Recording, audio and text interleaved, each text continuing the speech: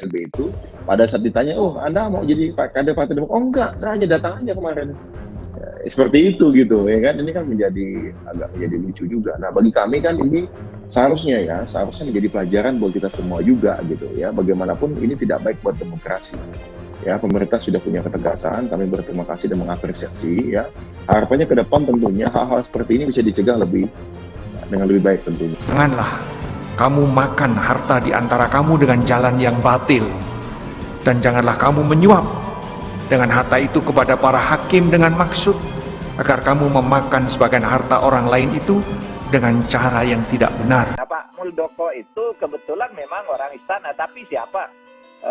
Saya bicara dengan beliau itu mereka tidak pernah mewakili istana, dan sesungguhnya sih kalau menurut saya nih ya, perasaan saya, Pak Muldoko tuh kalau bicara dengan saya tidak ada minat ke situ.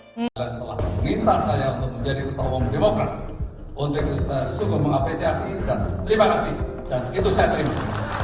Ada tradisi untuk membelah partai, tapi sialnya ini yang sudah disebutkan Pak Muldoko katanya yang berambisi itu masuk akal karena Pak Muldoko kan tokoh yang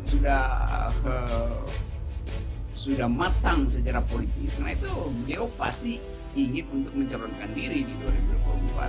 Apakah betul Muldoko direstui oleh Jokowi untuk manuver yang gagal ini, yang disebut sebagai kudeta yang gagal itu?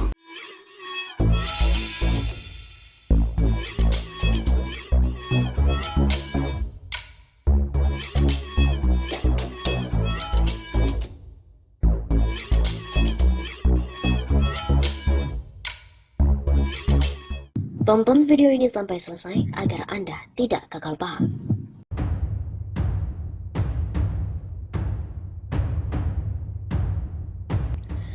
Tiga tembok yang membuat Muldoko terkapar. Upaya Muldoko untuk sukses mengkudeta Partai Demokrat telah membentur tembok. Tiga tembok yang membuat Muldoko sulit menembus yaitu perlawanan politik SBY dan AHY, rakyat yang tidak suka gaya kudeta, dan juga Menkumham yang menolak. Muldoko pun terkapar. Bukankah Muldoko itu mendapatkan proteksi sebagai kepanjangan tangan dari kepentingan Presiden Jokowi? Bukankah Menkumham itu juga adalah kader partai penguasa yang membackup Presiden Jokowi? Lalu, mengapa tidak mampu merealisasikan skenario sukses kudeta dengan memperoleh legalitas dari Kemenkumham? Di samping modal politik KLB yang rendah dengan sedikitnya DPC asli yang ikut dan sah sebagai peserta kongres, juga kelemahan terberat Muldoko adalah bukan kader dari Partai Demokrat, sehingga minim akses kepada kader dan institusi partai di daerah. Hal ini tentu berkonsekuensi pada ketidakmampuan Muldoko dan juga tim untuk secara cepat melakukan pembelahan partai.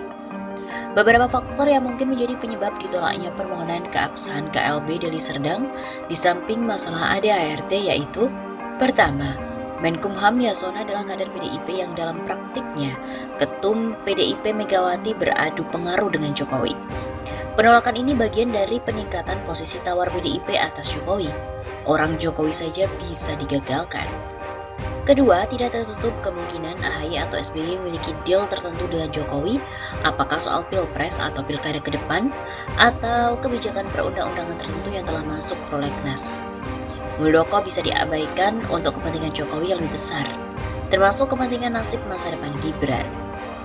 Ketiga, baik PDIP maupun Jokowi keduanya cuci tangan, terkesan bersih pada tahap penentuan oleh pemerintah. Muldoko didorong maju ke proses hukum melalui gugatan TUN. Secara diam-diam PDIP dan Jokowi membantu Muldoko untuk sukses hukum tersebut. Muldoko pun ternyata belum juga KO, hanya grogi sedikit.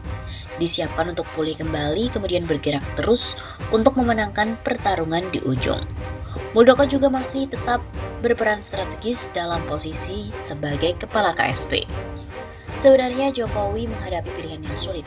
Di satu sisi harus menggolkan Muldoko sebagai ketum Partai Demokrat dalam upaya menyempurnakan koalisi partai.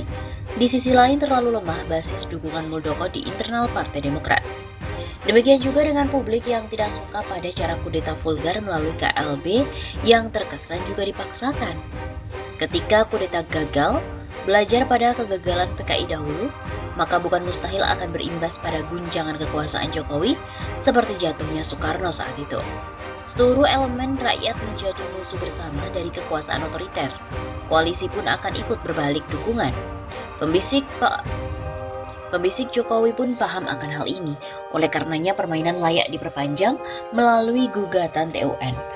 Muldoko harus bersiap berlari maraton, lari sprint telah gagal. Di usia Muldoko yang sudah mencapai 63 tahun, masih kuatkah ia akan berlari maraton? Jika berat, maka dipastikan Muldoko akan terkapar lagi. Ada sindiran, sebaiknya Muldoko menyerah saja. Berjuanglah untuk menjadi ketua DPC Deli Serdang di bawah kepemimpinan Ketum AHY. Itu akan lebih mudah.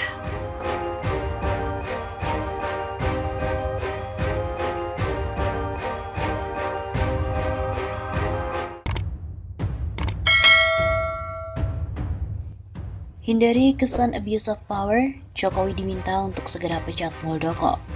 Direktur Eksekutif Foxpol Center Pangi Syarwicaniago memandang Presiden Jokowi perlu untuk memberhentikan Kepala Staf Presiden Muldoko dengan tidak hormat.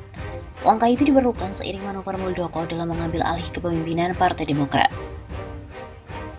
Pangi juga mengatakan Muldoko perlu dicopot untuk menghindari Jokowi dari persepsi publik bahwa ada keterlibatan orang-orang istana dari orang nomor 1 di Indonesia itu dalam aksi Muldoko terkait dengan Partai Demokrat. Ini kan bentuk dari bagaimana Presiden agar tidak terkesan abuse of power. Hal itu terjadi bahwa Presiden sangat profesional bahwa jabatan yang beliau pegang sebagai jabatan publik, sebagai Kepala Staf Kepresidenan itu adalah inti dari istana. Sangat disayangkan kalau kemudian beliau, Muldoko ini tidak ditegur dan kemudian tidak diberhentikan, kata Pangi dalam diskusi virtual pada hari Minggu 18 April. Pangi berujar pandangan dirinya agar Muldoko dicopot sudah sejak awal saat mengetahui keterlibatan ex-Panglima TNI itu dalam kekisruhan di Partai Demokrat. Menurut Pangi lagi, pendapat serupa juga banyak disampaikan oleh pengamat, tokoh, lembaga survei, dan berbagai kalangan. Kalaupun tidak diberhentikan dengan hormat, mungkin bisa pilihan-pilihan lain yang agak lebih soft, tidak terlalu keras. Misalnya pemindahan kepada pos-pos strategis lain tidak harus di KSP, karena itu bersentuhan suara atau representasi dari pejabat negara dari kepresidenan. Jadi ini bukan permintaan 1-2 orang sebetulnya. Ini permintaan dari banyak masyarakat bahwa KSP itu diisi oleh the right man on the right place. Selain itu, ia juga mengaku-ngaku sebagai ketum Demokrat.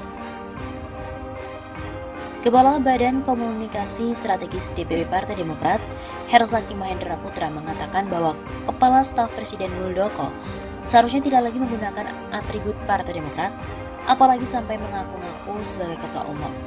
Pasalnya, kepengurusan Muldoko melalui hasil Kongres Luar Biasa atau KLB Deli Serdang sudah ditolak oleh pemerintah. Pernyataan Herzaki menanggapi klaim Muldoko tentang status dan posisinya sebagai ketum Partai Demokrat. Atribut itu digunakan Muldoko saat mengucapkan berduka cita terhadap sejumlah bencana alam yang belakangan terjadi melalui gambar yang tersebar di media sosial. Mengutip dari pernyataan Ketum Partai Demokrat Agus Harimurti Yudhoyono, Herzaki mengatakan sikap Muldoko tersebut memalukan sekaligus menjijikkan.